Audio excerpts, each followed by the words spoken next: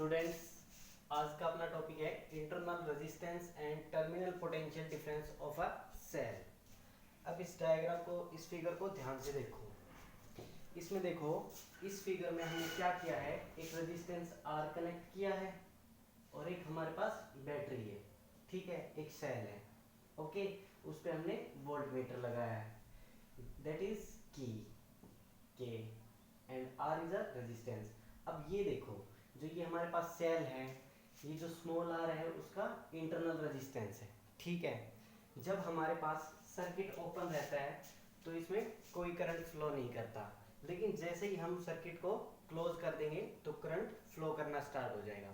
तो पहले तो देखिए internal resistance of a cell क्या होगा। इंटरनल रेजिस्टेंस देखो, जो सेल के अंदर अपने इलेक्ट्रोलाइसिस होते हैं, इलेक्ट्रोड्स होती हैं, उनके द्वारा जो रेजिस्टेंस ऑफर किया जाएगा उनको क्या कहेंगे, इंटरनल रेजिस्टेंस, ठीक है। जो हमारे इलेक्ट्रोलाइट्स है उसमें और इलेक्ट्रोड्स है, वो जो रेजिस्टेंस ऑफर करेंगे उनको क्या कहेंगे, इंटरनल रेजिस्टेंस। अब देखो, इंटरनल रेजिस्टेंस है वो किस किस चीज पे डिपेंड करता है सेल के। देखो, जो हमारा सेल होता है उसके पास क्या क्या है, इलेक्ट्रोलाइट्स है, इलेक्ट्रोड है, तो इन चीजों पे डिपेंड करेगा। पहला तो डिपेंड करेगा distance between electrodes, distance between electrodes, ठीक है, इलेक्ट्रोड्स के बीच की डिस्टेंस, इन पे डिपेंड करेगा कि उसका रेजिस्टेंस कितना होगा। नंबर 2, डिपेंड करेगा नेचर ऑफ इलेक्ट्रोलाइट। अपने पास जो इलेक्ट्रोलाइट है उसका नेचर क्या रहेगा, नेचर ऑफ इलेक्ट्रोलाइट,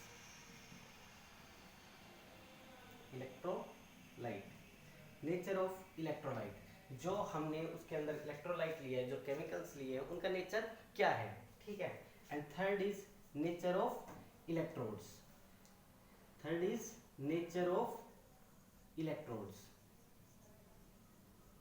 ठीक है, इलेक्ट्रोड्स के नेचर पे भी डिपेंड करेगा। तो इन तीन चीजों पे डिपेंड करता है। First is distance between electrodes and nature of electrolyte and nature of electrodes, इन पे डिपेंड करता है अपना इंटरनल रेजिस्टेंस ऑफ सेल के इंटरनल रेजिस्टेंस। अब बात करते हैं, अब हम क्या करेंगे कि हमारा जो ये सर्किट है, अब इस सर्किट को हम क्लोज कर देंगे। अभी क्या है, ये ओपन सर्किट है, ठीक है, इसके अंदर से करंट फ्लो नहीं कर रहा। अब इसको हम क्लोज कर देंगे बाय क्लोजिंग द की, ठीक है।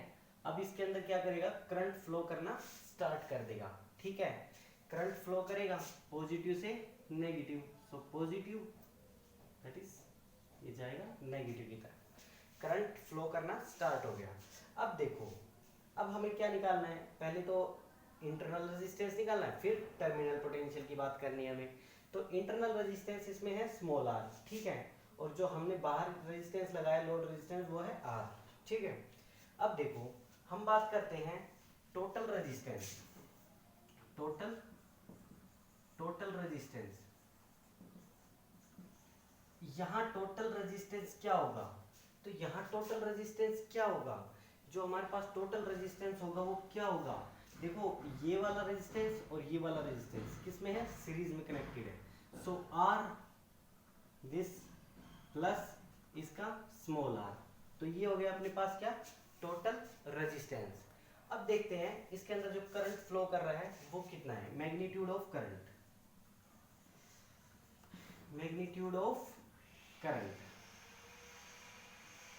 करंट का मैग्नीट्यूड क्या है, so current I is equal to. अब देखो, जब भी हम बात करते हैं सेल की, तो सेल का एक तो होता है EMF, इसको हम बोलते हैं मैक्सिमम पोटेंशियल, ठीक है। तो यहाँ पर देखो, जो हमारे पास पोटेंशियल होगा वो क्या होगा, EMF, ठीक है। बाई करंट क्या होता है, according to Ohm's law V is equal to IR, तो करंट क्या आता है, I is equal to V by R। तो E is potential, maximum potential of cell, by resistance, तो total resistance R plus small r, ये क्या हो गया, मैग्नीट्यूड ऑफ करंट। इसको मैंने अज्यूम कर लिया इक्वेशन फर्स्ट, ठीक है। उसके बाद देख लेते हैं हम, अब हम देखते हैं कि हमारे पास जो इंटरनल रेजिस्टेंस है, इस इंटरनल रेजिस्टेंस है तो इसका जो पोटेंशियल डिफरेंस होगा, potential difference across internal resistance, इसके अक्रॉस पोटेंशियल डिफरेंस कितना होगा। तो पोटेंशियल कैसे निकालते हैं, V is equal to I into R. तो potential difference across internal resistance, internal resistance. तो देखो जो पोटेंशियल डिफरेंस होगा वो क्या आ जाएगा, is I into small r, क्योंकि जितना इसके अंदर से करंट फ्लो हो रहा है इंटू इसके अंदर जो रेजिस्टेंस है आर, वही इसके अंदर का पोटेंशियल होगा। ठीक है, उसके बाद बात करते हैं, अब हम क्या देखते हैं कि जो हमारे पास ई है ईएमएफ, वो क्या होता है, वो तो होता है मैक्सिमम पोटेंशियल। ठीक है, तो अब इसका जो पोटेंशियल होगा वो कितना होगा। तो ध्यान रखो बेटा, जो पोटेंशियल होगा वो ऑलवेज लेस देन या फिर इक्वल ईएमएफ के हो सकता है। ठीक है, जब हम सर्किट को ओपन रखते हैं, जब कोई करंट फ्लो नहीं करता इसमें, तो जो ईएमएफ है वो पोटेंशियल के इक्वल हो जाती है। ठीक है, लेकिन जब इसमें करंट फ्लो करता है, जब इसमें करंट फ्लो स्टार्ट करता है, करंट फ्लो करने लगता है, तो उसके बाद जो अपने पास पोटेंशियल है V, वो कम हो जाता है ईएमएफ से। ठीक है, तो यहाँ देखो अब हमने क्या पाया कि हमने पाया कि जो हमारा पोटेंशियल है वो ईएमएफ से कम है, और कितना कम है वो हम कैसे बताएंगे, कि जो इंटरनल रेजिस्टेंस के थ्रू पोटेंशियल आ रहा है उतना पोटेंशियल कम हो जाता है। जैसे देखो हम देखेंगे, हम देखते हैं पोटेंशियल, अब हमें क्या निकालना है, पोटेंशियल। जो हमारे पास रीडिंग आएगी V की, अब की बार पोटेंशियल इसकी पोटेंशियोमीटर की, अब ये रीडिंग है वो क्या आएगी, वोल्ट मीटर की। अब ये रीडिंग क्या होगी, V is equal to E minus I into r, I into small r. देखो जब ओपन सर्किट में हम मेजर करते हैं तो इसका पोटेंशियल ईएमएफ के इक्वल रहता है, लेकिन जब हम सर्किट को क्लोज कर देते हैं, करंट फ्लो करना स्टार्ट कर जाता है, तो इसका जो पोटेंशियल आता है वो कम आता है। अब वो कितना कम आता है, वो इतना कम आता है, कितना, आई इंटू आर के, करंट इंटू इंटरनल रेजिस्टेंस के। ठीक है, तो ये हमारे पास आ गई इक्वेशन नंबर 2। ये हमारे पास क्या हो गया, potential. So potential is less than EMF. ठीक है, ईएमएफ से कम होता है, ईएमएफ से कम होता है इन क्लोज सर्किट। ठीक है, अब देखो इसके बाद अगर हम कहें जब current I is equal to 0, current क्या हो जाए, 0 हो जाए, देन पोटेंशियल क्या आ जाएगा, देन पोटेंशियल किसके इक्वल आ जाएगा, E के इक्वल आ जाएगा, क्योंकि I 0 है, पुट करेंगे सो ये 0 आ जाएगी, तो V is equal to EMF के इक्वल आ जाएगा। इसका मतलब जब कोई भी करंट फ्लो नहीं करेगा तब क्या है, पोटेंशियल और ईएमएफ इक्वल होंगे। ठीक है, कब, when I is equal to 0, then V is equal to E, potential और ईएमएफ इक्वल हो जाते हैं कब, जब करंट 0 हो जाएगा, इस इक्वेशन के अकॉर्डिंग। ठीक है, अब बात करते हैं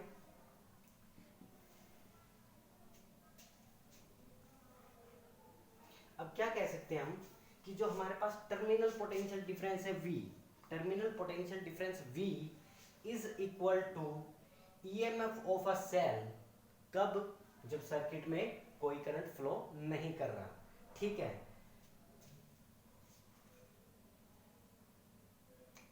हाँ, अब बात करते हैं कि ये तो जब ये टर्मिनल पोटेंशियल, क्या, टर्मिनल पोटेंशियल, टर्मिनल पोटेंशियल कब इक्वल हो रहा है, जब करंट 0 है तो ईएमएफ के इक्वल हो जाता है, लेकिन जब करंट 0 नहीं है तो टर्मिनल पोटेंशियल डिफरेंस क्या आएगा, तो उस केस में जब करंट 0 नहीं है, करंट फ्लो कर रहा है सर्किट में, तो terminal potential difference is equal to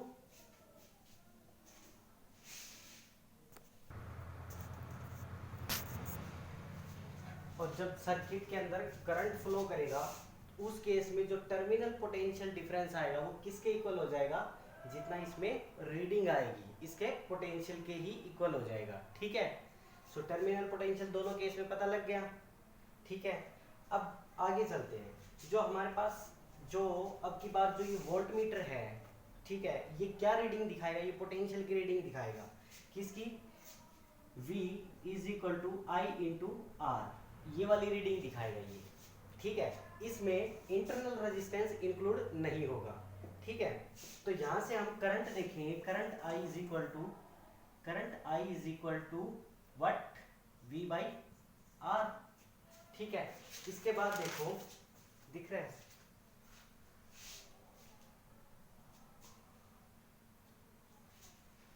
V by R, ये हो गया, ठीक है। अब करंट, अब देखो अपने पास करंट की वैल्यू है, ठीक है, हम पहले निकाल चुके हैं करंट की वैल्यू क्या, दिस। इसको अगर हम इसके अंदर पुट कर दें, करंट की वैल्यू को इसके अंदर पुट करेंगे तो हमारे पास क्या आएगा, that's R plus R is equal to V by R। अब R को इधर ले आए, ठीक है, तो V क्या आ जाएगा, V इज इक्वल टू इसके इक्वल है R प्लस स्मॉल r। अब ये जो नीचे R था वो उधर चला जाएगा इंटू R, ये क्या आ गया अपने पास, पोटेंशियल, ठीक है, पोटेंशियल।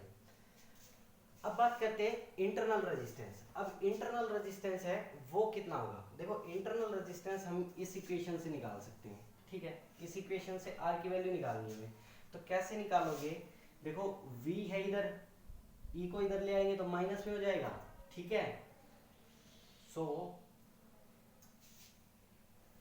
सॉरी इसको फिर चेंज करना पड़ेगा, ये कर लो, ये जो हमारे पास माइनस आई आर है इसको इधर ले आते हैं, प्लस हो जाएगा, और ये इधर आ जाएगा माइनस में हो जाएगा, तो आई आर ये तो हो गया प्लस में, इधर ले आए हम, ठीक है, इज इक्वल टू ई तो वही था और ये वी उधर जाने के बाद माइनस में हो जाएगा, ठीक है।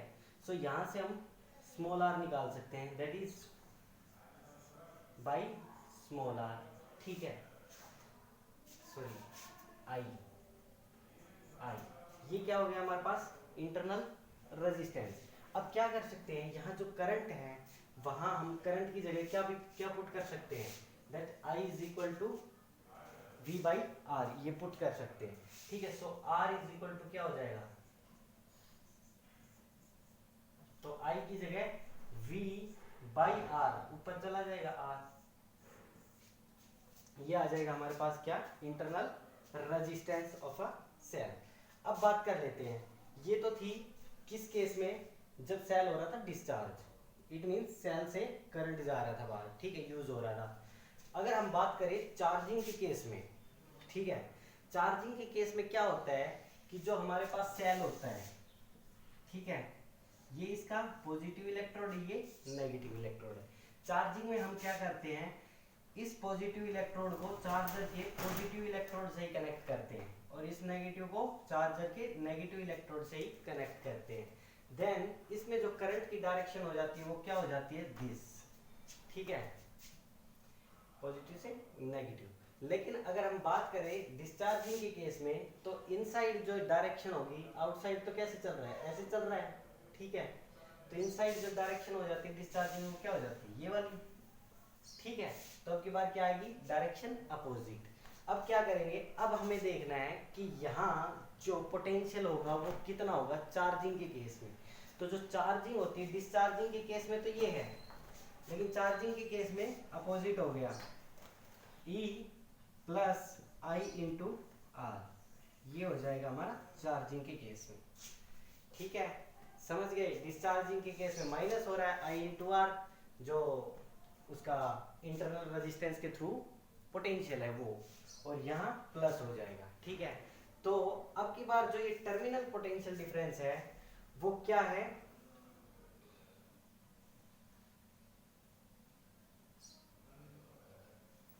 तो अब की बार जो ये पोटेंशियल है वो क्या हो गया, E से बड़ा हो गया। चार्जिंग के केस में जो पोटेंशियल है वो EMF से बड़ा हो जाएगा, ठीक है, क्लियर है ये इंटरनल रेजिस्टेंस और टर्मिनल पोटेंशियल डिफरेंस।